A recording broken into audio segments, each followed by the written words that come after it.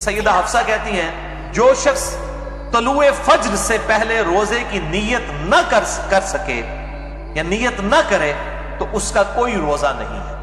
یہ رمضان کے روزے کی بات ہے. اگر فجر کا وقت شروع ہونے سے پہلے یعنی ختم سحری سے پہلے اس نے روزے کی نیت کی، یعنی رات کو ڈاواں ڈول تھا، شاید سفر پہ جانا تھا یا کوئی اور عذر تھا، اب وہ رات کو اس کو کلیئر نہیں تھا میں روزہ رکھوں گا یا نہیں رکھوں گا، تو اب اسے فجر کا وقت شروع ہونے سے پہلے نیت کرنی ہوگی. ویسے تو ہم رات کو جو سوتے ہیں وہ ہماری نیت ہوتی ہے، وہ یہ نہیں ہے کہ کوئی آپ نے کوئی زبان سے نیت کرنی ہوتی ہے، دل کے ارادے کا نام ہے. نیت کے بغیر تو کوئی کام بھی نہیں ہوگا. بخاری اور مسلم کی متفق علیہ حدیث ہے، بخاری کی پہلی حدیث یہی ہے اور مشکات کی بھی پہلی حدیث یہی ہے، انما الاعمال بالنیات، اعمال کا دار و مدار نیتوں پر ہے. لیکن نیت زبان سے نہیں کرنی ہوتی. جب ہم وضو کرنے لگتے ہیں تو کیا زبان سے نیت کرتا ہوں، نیت کرتا ہوں اس وضو کی خاص واسطے نماز عشاء کے؟ نہیں، دل کا ارادے کا نام ہوتا ہے. تو نیت دل کے ارادے کا نام ہے. اور یہ جو دعا جو ہے وہ نیت کی مشہور ہے، یہ بالکل جعلی جھوٹی فیبریکیٹڈ ہے. وَبِصَوْمِ غَدٍ نَوَيْتُ مِنْ شَهْرِ رَمَضَانَ، میں رمضان کے کل کے روزے کی نیت کرتا ہوں. کل کا روزہ کیا، وہ روزہ تو آج کا ہوتا ہے، کیونکہ رمضان کے اندر تو مغرب کے بعد سے ہی جو ہے وہ دن شروع ہو جاتا ہے. ابھی دیکھیں آج شعبان کی 30ویں تھی لیکن ہم نے قیام اللیل کیا ہے کیونکہ رات رمضان کی مغرب کے بعد شروع ہو چکی ہے. کل انشاءاللہ تعالی پہلا روزہ ہے. تو وہ بالکل جعلی دعا ہے، بالکل ثابت نہیں، کسی ضعیف روایت میں موجود نہیں ہے. تو یہ فرض روزے کی نیت رات کو ہونا وہ ڈیفالٹ میں ہوتی ہے، یہ ضروری ہے. ہاں اس شخص کے لیے جو اب ڈاواں ڈول ہے میں کل سفر پہ جاؤں گا یا نہیں جاؤں گا، پھر اس کو فجر سے پہلے ذہن میں نیت کو حاضر کرنا ہوگا. البتہ نفلی روزے کی نیت کا کوئی نہیں ہے مسئلہ. نفلی روزے کی نیت آپ ظہر سے پہلے بھی، زوال آفتاب سے پہلے بھی کر سکتے ہیں. اسی کانٹیکسٹ میں صحیح مسلم میں حدیث ہے مشکات میں 2076 کہ اما عائشہ رضی اللہ تعالیٰ عنہ کہتی ہیں کہ آپ صلی اللہ علیہ وآلہ وسلم بسا اوقات گھر تشریف لاتے اور پوچھتے کچھ کھانے کے لیے ہے، ناشتے کے لیے، تو میں کہہ دیتی یا رسول اللہ کچھ بھی نہیں، تو آپ فرماتے چلو ٹھیک ہے میں آج پھر روزہ رکھ لیتا ہوں. یعنی بغیر کھائے پیے، اور نیت بھی اس وقت کی نفلی روزے. اور سیدہ عائشہ کہتی ہیں آپ روزہ رکھ لیتے اور بسا اوقات کسی کی طرف سے کوئی گفٹ آ جاتا ناشتے کے طور پر، تو آپ صلی اللہ علیہ وسلم اسی وقت اپنا روزہ افطار بھی کر لیتے کہ چلو ناشتہ آ گیا تو روزہ توڑ بھی دیتے. اور پھر نفلی روزہ ظاہر توڑ دیں گے، اس کی نہ کوئی قضا ہے نہ کوئی کفارہ ہے. یہ حنفیوں کا بالکل باطل موقف ہے. جو عبادت خود نفلی ہے اس کا قضا اور کفارہ کیسے ہو سکتا ہے؟ واجب تو ہے نہیں. تو نفلی روزہ کو جان بوجھ کے بھی توڑ دیں، نہ قضا ہے نہ کفارہ ہے نہ کوئی گناہ کا کام ہے. البتہ فرض روزہ اگر کوئی جان بوجھ کر توڑے گا تو میں پچھلی دفعہ اس کے کفارے کے حوالے سے ڈسکشن کر چکا ہوں. تو یہ نفلی اور فرض روزوں کا فرق سمجھیے گا. 5ویں حدیث بھی بخاری اور مسلم دونوں میں ہے، مشکات میں 2001. اما عائشہ رضی اللہ تعالیٰ عنہ کہتی ہیں کہ آپ صلی اللہ علیہ وآلہ وسلم احتلام کی وجہ سے نہیں بلکہ کسی اور وجہ سے، اور سیدہ عائشہ نے یعنی وہ پردے میں بات کی، یعنی میاں بیوی کے ازدواجی تعلق کی وجہ سے آپ صلی اللہ علیہ وآلہ وسلم جب طلوع فجر اس حال میں کرتے کہ آپ جنوبی ہوتے، یعنی آپ پر غسل فرض ہوتا. اب احتلام والا معاملہ تو اس سے بھی زیادہ کریٹیکل ہے، وہ تو انسان کے اختیار میں بھی نہیں ہے.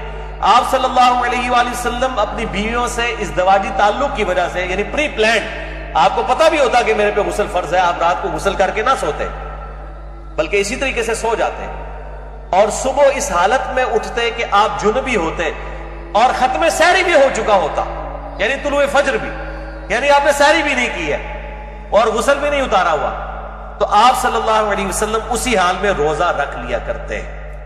یعنی روزہ رکھنے کے لیے جنبی شخص کا غسل اتارنا ضروری نہیں ہے. بغیر غسل اتارے بھی وہ سحری کھا کے روزہ رکھ سکتا ہے. فجر کا وقت داخل ہونے کے بعد غسل کر لے، یا اگر فجر کا وقت داخل ہونے کے بعد اٹھا ہے تو 8 پیرا روزہ رکھنا چاہ رہا ہے تو بعد میں غسل اتار لے، جس طرح آپ صلی اللہ علیہ وآلہ وسلم کے کیس میں ہوا. اور یہ بڑی ڈیٹیل حدیث بخاری اور مسلم میں ہے کہ حضرت ابو ہریرہ یہ فتویٰ دیا کرتے تھے کہ جس پہ غسل فرض ہو جب تک غسل نہیں اتارے گا وہ شخص روزہ نہیں رکھ سکتا. تو اس کے جواب میں اما عائشہ نے جب یہ حدیث سنائی تو سیدنا ابو ہریرہ نے اپنے فتوے سے رجوع کیا. اب حضرت ابو ہریرہ رضی اللہ تعالیٰ عنہ آپ صلی اللہ علیہ وآلہ وسلم کی وفات کے 30 سال تک بعد میں بھی یہ غلط فتویٰ دیا کرتے تھے، اور جب سیدہ عائشہ سے ان کو یہ بات پتہ چلی تو انہوں نے رجوع کیا. تو اگر امام ابو ہریرہ سے کوئی حدیث چھپی رہ سکتی ہے جو سب سے بڑے محدث ہیں، تو امام حنیفہ سے بھی کوئی حدیث چھپی رہ سکتی ہے. کہتے ہیں امام حنیفہ کو کیوں غلطی لگ گئی؟ بھائی حضرت ابو ہریرہ جو سب سے زیادہ حدیثیں روایت کرنے والے ہیں ان تک اگر حدیث نہیں پہنچی، وہ یہ فتویٰ دیتے تھے کہ جس پہ غسل فرض ہو وہ بغیر غسل اتارے روزہ نہیں رکھ سکتا، تو اور کسی کو غلطی کیا نہیں لگ سکتی؟ بڑے سے بڑے شخص کو بھی غلطی لگ سکتی۔ اور امام مالک کا جو قول ہے کہ آپ صلی اللہ علیہ وآلہ وسلم کی قبر مبارک کی طرف اشارہ کر کے کہتے تھے کہ اس صاحب قبر کے علاوہ کوئی روئے عرض پہ ایسا شخص نہیں ہے کہ جس کی ہر بات مقبول ہو، سوائے ان کی ہر بات مقبول ہے، کوئی مردود نہیں۔ اور پھر فرمایا کرتے ہیں ان کے علاوہ کوئی ایسا شخص نہیں ہے کہ جس کے ساتھ اختلاف نہ کیا جا سکے، ہر شخص سے اختلاف ہو سکتا ہے سوائے آپ صلی اللہ علیہ وآلہ وسلم کے۔ چھٹی حدیث بھی بخاری اور مسلم دونوں میں ہے، مشکات میں 680۔ سیدنا بلال رضی اللہ تعالیٰ عنہ طلوع فجر سے پہلے اذان دیا کرتے تھے رات کے وقت میں۔ تو آپ صلی اللہ علیہ وآلہ وسلم نے اپنے اصحاب سے فرمایا کہ بلال طلوع فجر یعنی جو ختم سحری ہے اس سے پہلے اذان دیتا ہے، بلال کی اذان تمہیں کھانے پینے سے نہ روکے، یعنی وہ لوگوں کو اٹھانے کے لیے اذان دیا کرتے تھے۔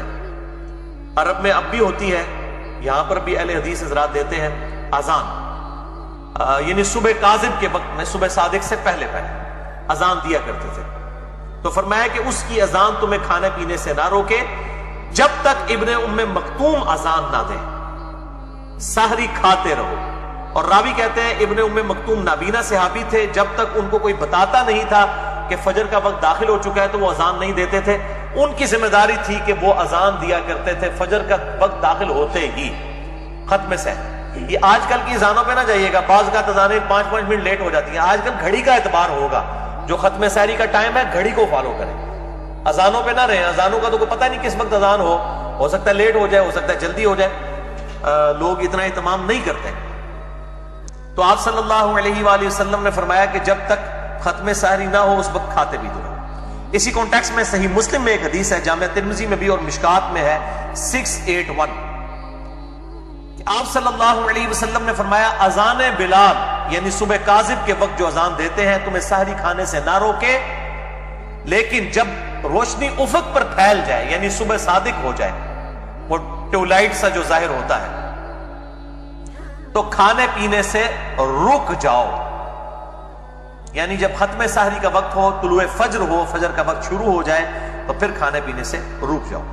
اسی کانٹیکس میں قرآن حکیم میں آیت ہم پہلے ڈسکس کر چکے ہیں، سورۃ البقرہ آیت نمبر 187، وَكُلُوا وَاشْرَبُوا حَتَّى يَتَبَيَّنَ لَكُمُ الْخَيْطُ الْأَبْيَضُ مِنَ الْخَيْطِ الْأَسْوَدِ، اور کھاؤ اور پیو یہاں تک کہ صبح کا جو فجر کے وقت، من الفجر، فجر کے وقت رات کا جو سیاہ ڈھورا ہے وہ صبح کے سفید ڈورے سے ممتاز نہ ہو جائے، یعنی نیچے سفیدی نظر آتی ہے اور اوپر رات کا سیاہ ڈورا، جب یہ بالکل واضح ہو جائیں اس وقت صبح صادق یعنی ختم سحری اور طلوع فجر ہو جائے گا، کھانا پینا اس وقت روک دو۔ 7ویں حدیث سنن ابی داؤد میں ہے، مشکات میں 1988، آپ صلی اللہ علیہ وآلہ وسلم نے فرمایا، یہ بہت کریٹیکل حدیث ہے، اس سے بڑے لوگوں نے غلط رزلٹ نکالے ہیں۔ آپ صلی اللہ علیہ وآلہ وسلم نے فرمایا جب تم میں سے کوئی اذان فجر سنے اور کھانے پینے کا برتن اس کے ہاتھ میں ہو تو وہ اپنی ضرورت پوری کر کے اس کو نیچے رکھے۔ اس پہ امام ابو داؤد نے باب باندھا ہے کہ برتن ہاتھ میں ہو اور انسان اذان سنے تو اس وقت کیا کرے، یعنی اگر کھا پی رہا تھا اور اسی دوران اذان شروع ہوئی، اس اذان سے مراد ہے کہ ختم سحری ہوگی، تو پھر وہ جو ہاتھ میں کھانا موجود ہے سامنے برتن میں اور پانی، اس سے فوراً سحری اپنی مکمل کر لے۔ لیکن یہ اس صورت میں ہے کہ وہ آلریڈی سحری کر رہا تھا، یہ نہیں کہ ایک بندے نے روٹین بنائی ہوئی ہے کہ وہ آخری 2 منٹ میں اٹھ کے سحری کرتا ہے، اس کے لیے نہیں ہے، کیٹاسٹروفک کنڈیشن کے لیے۔ اور بعض لوگ تو ایسے ہیں جو مطلب آدھا گھنٹہ پہلے سحری کر لیتے ہیں، پھر انتظار میں بیٹھے رکھتے ہیں، جیسے ہی اذان شروع ہوتی ہے کہتے ہیں پانی پی لو، جلدی پانی پی لو۔ وہ روزہ توڑ رہے ہوتے ہیں، وہ افطاری کر رہے ہوتے ہیں، وہ سحری نہیں کر رہے ہوتے، ان کو بتا دیں آپ افطاری کر رہے ہیں، روزہ تو آپ رکھ چکے تھے، اب آپ نے فجر کے وقت ہی افطار کر لیا اس کو، یعنی روزہ توڑ دیا۔ میں نے خود یہ آبزرو کیا ہے، 2008 کی بات ہے، میں ایک اہل حدیث مسجد میں اعتکاف بیٹھا اسلام آباد میں، وہاں پہ اجتماعی اعتکاف ہوتا تھا، 500-600 بندے جو ہیں وہ اعتکاف کرتے تھے، تو وہاں میں نے یہ چیز آبزرو کی کہ لوگ سحری پہلے کر کے فارغ ہو جاتے تھے، پھر 15-20 منٹ تک گپے مارتے رہتے تھے، اور جیسے ہی اذان شروع ہوتی تھی سارے کولر کی طرف بھاگتے تھے، تو میں نے پھر بڑا شور ڈالا کہ میرے بھائی یہ آپ اس طریقے سے چیزوں سے رزلٹ نکالیں گے؟ یہ تو اسی طریقے سے جیسے بخاری و مسلم میں حدیث ہے، ایک شخص نے رکوع کی حالت میں آ کے آپ صلی اللہ علیہ وآلہ وسلم کے ساتھ جماعت میں شامل ہوا، چونکہ آپ کو پیچھے بھی نظر آتا تھا، آپ نے دیکھ لیا، آپ نے اسے فرمایا آندہ ایسے نہ کرنا کہ تم رکوع میں ہی شامل ہوتے ہوئے چلتے ہوئے آئے ہو۔ تو اب آپ صلی اللہ علیہ وآلہ وسلم ایک چیز سے منع فرما دے اور ایک بندہ اس کی روٹین بنا لے اور پھر کہ جی رکوع میں رکعت مل جاتی ہے، اتنا غلط رزلٹ نکال لے، یہ بالکل اسی طریقے سے غلط رزلٹ نکالا ہوا ہے۔